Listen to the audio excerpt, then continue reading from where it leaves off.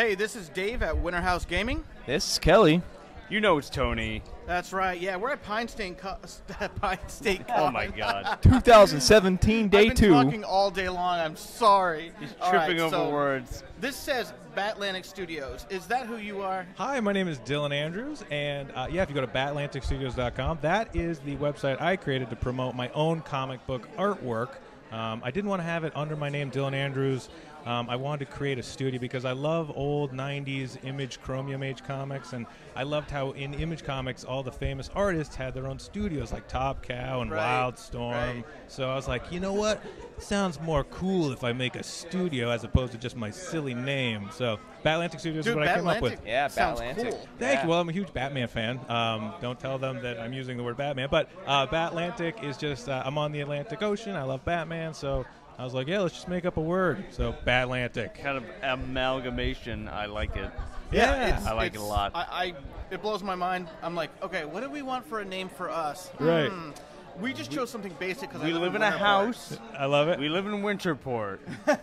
Genius. Winter House. But it's not as genius as Batlantic. Well, it's not that genius, but thank you. I love Winter House. I love that name. I was like, oh, that's cool. What a great name for a podcast. Absolutely. I think it's perfect. Yeah. So you draw. Yes. It's fantastic. Thank you. That's Your very kind of you to drawings say. The detail, and you do. How do you do the coloring again? You told me. Yes, what I do, my process, if you want to know process, I usually am working blue lines. Like I'll do thumbnails for my own, because I write myself, and then I'll do thumbnails, and then blue lines, and then over the blue lines, either graphite or red lines, and then inking. I do traditional inking on comic book boards, not a lot of digital inking, and then like a gray wash, and then I don't know if any process nerds out there are like, yeah, I love talking comic book creation process, but that's stuff I love, so that's what I like talking about. And then I'll do the digital coloring in Photoshop. I'll do flats and then different layers with different photo effects. That's so cool. Yeah, thank you. And the thing is, it's just trial and error. Like, I've been making comics for a little while now, and that's kind of the process I've found that works for me currently, but I'm always trying new things and learning from other artists. So Yeah, that's so cool. So I was thinking of something just now, like, It takes time to do these drawings. It takes patience. It takes everything. I mean, how have you ever gotten to the middle of a drawing and messed up so bad that you just rage quit? Last week. Literally. Please tell me about that. Thursday. I work with Joe Schmalke and Ryan Wing and Ben Bishop, 3 other incredible comic book creators from Southern Maine. We're all around the Portland, Maine area, and we work. Split Decision Comics is kind of the crew. That's so we all hang out at the studio together. And I was there with Ben, and he was working on his own projects, which are incredible. And if you know Ben Bishop, he's worked for IDW. He's on Turtles work. He's doing a project with Kevin Eastman right now. He was in the other room. And I'm just like, I hate everything I've done today. I don't want to do this. I got to go home and lie down. All my work is terrible. Everything is, You know, and I think that that's just part of being an artist and the process where, and he's like, man, just let it go. Some days you just don't have it, buddy. If you're a musician or an artist, you all have days. Yeah. If you're a musician or an artist, you all have days like that where you're just like, I don't like what I'm doing today. I just am going to quit today. And that was an off day for me, and it was last week. And I think it's great for people that are trying to do anything, trying to create, to know that it's not always easy. It's not. No, it's not at not all. routine. It's often challenging, and that rewarding is because it's challenging.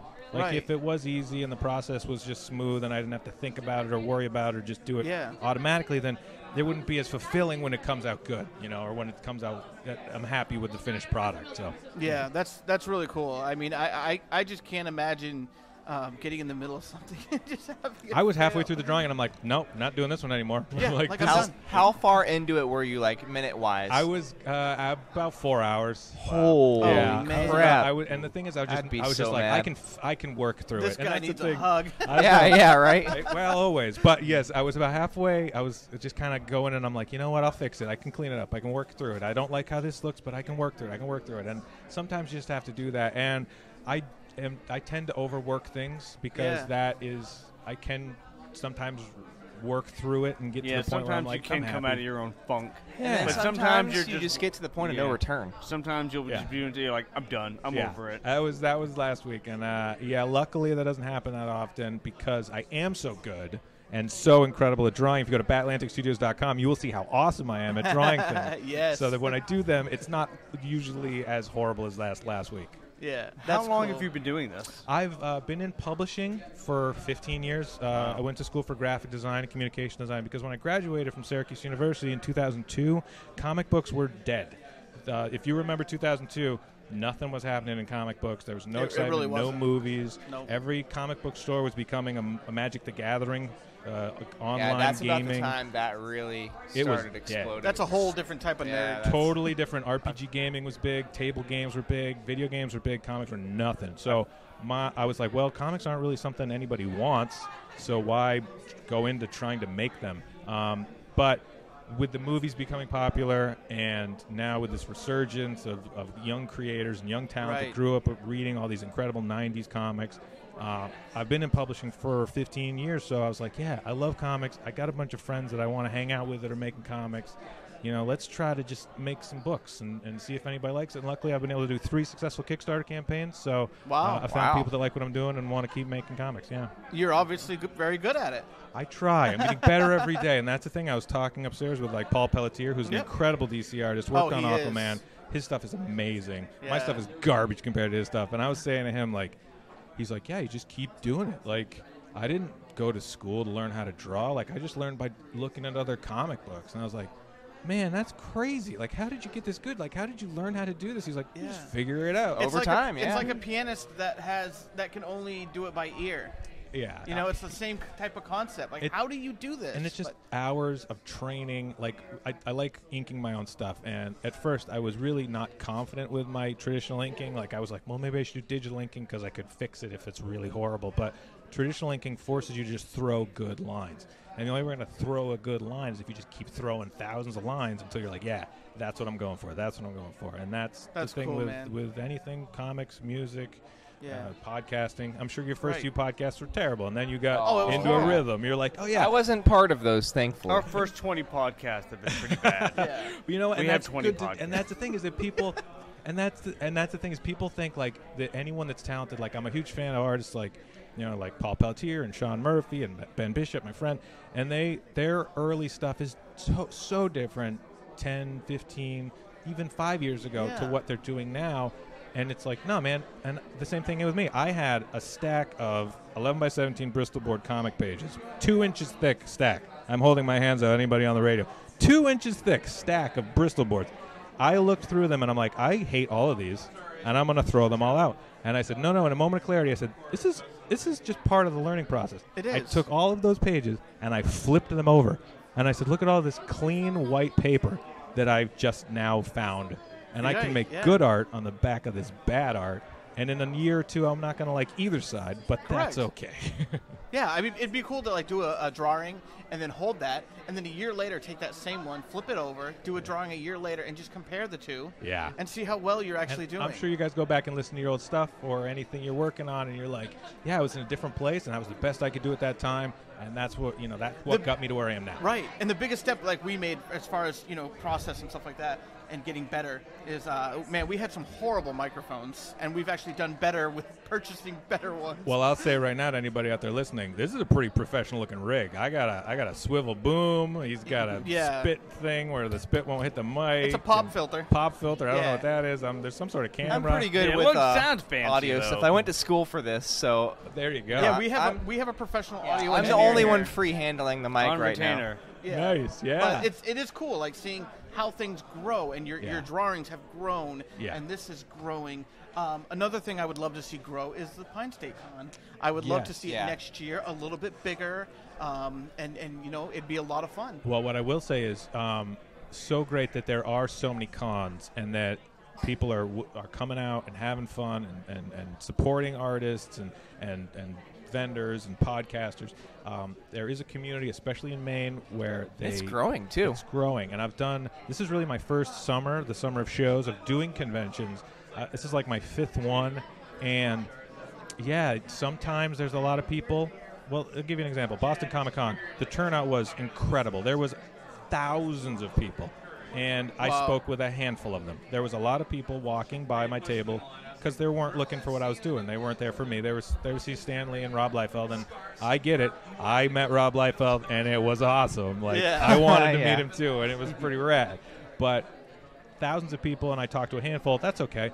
But here, I've talked to as many people and had as many great conversations, maybe even better conversations, with a smaller turnout. So you never really know. It's not a numbers game where some of the smaller cons can be some of the more personable and rememberable. Yeah, I've had some really great interactions. Yeah, there and people are like my less work. people to talk to, but more people want to talk to you. Yeah, and I think really too what it is that it's finding that balance between like traditional comic artists and talent that want to show their own work, and then cosplay, which is a totally different thing, and then bringing in famous movie and TV actors. Like those are three different kinds of groups of fans. Yeah, we have a lot of things going on here at this whole thing. You know, like Ken. I mean, come on, Ken. He's here. You know what I'm talking about? Ken Sage. Yeah, he's amazing. I was like, dude, I've seen everything that you've done. Everything that you've done. Yeah. It's fantastic. I love it. Yeah. You know, and I know that famous scene of, you know, Freddy Krueger holding him up in the sky, you know. It's funny. I just was watching that movie last night. I'm like, oh, that's that guy I was eating chicken wings with. I'm like, I didn't realize. I was just sitting right next to him. Yeah. I'm just mad that I missed out on chicken wings. Hey, and beer, I don't want to chicken wings and beer. It was good. We do a panel, the Split Decision Comics crew, and the only requirement for us to be at a panel is that we have beer and wings. I don't drink, but they love beer and wings. That's what we do, is just kind of eat chicken wings. So they're like, sure, well, you can do a panel, we'll get you wings. So it's just, it was a lot of fun. It was silly, but that's kind of how we roll. I mean, look around, everything's silly. It's so silly. Which is great because he loves beer and I love wings. Oh man, you guys should have been there. It's pretty awesome. Yeah, that's Next funny. time. So, what's your idea for the future? Is there you've been doing this? You said 15 years. I've been doing publishing 15 years. I've been doing comics for like a year and a half, 2 years. I'm very new in the convention and working with the studio and making comic books world. So I guess that pretty much answers my question. What you plan on doing in the future? You're probably going to keep doing this. What you're doing now to the expos. I am going to be doing a Kickstarter this winter. Please go to BatlanticStudios.com right now for a free comic book, and you can find out. Go do it right now, and like me on Facebook, Instagram, you're Twitter, dead to us. or else Winterhouse fans. So I'm gonna I have an axe in the car. I'll find you if you don't go. This guy knows where you live, and he will kill you with an axe. That was a literal threat over a podcast. Kickstarter this winter to collect everything. I'm going to be doing a trade. I'm going to be reworking old drawings. I'm going to be including sketches and behind the scenes and scripts and process. It's going to be as massive as I can make it in the amount of time Kickstarter will allow me to have a campaign, and I'm going to have stretch goals. I'd love to do like a chrome foil hologram cover, but it'll all depend on if I can get those stretch goals this winter. Yeah, that'd be really cool. So I have a question for you. Shoot.